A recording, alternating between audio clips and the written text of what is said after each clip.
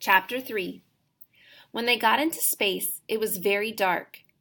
The villagers could see the moon hiding in the darkness. "Let's fly around to the other side," said the king's guard. "Good idea," said the boy. The rocket zoomed around the moon, making everyone dizzy. "Look," said a villager, pointing out the window.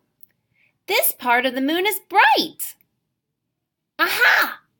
said the boy. "So we only see the part of the moon that the sun shines on. Let's go back and tell the king."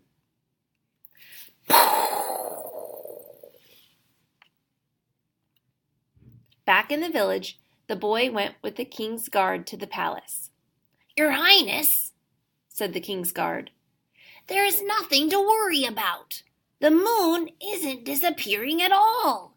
The moon is just dark when the sun doesn't shine on it." "Oh dear," said King Kafu. "Whatever will we do?" "I know," said the boy. "Every time the moon hides, we can fill the streets with lights." "A festival of light? Splendid idea," said the king happily. From then on, the king held a festival of light every time the moon disappeared from the sky.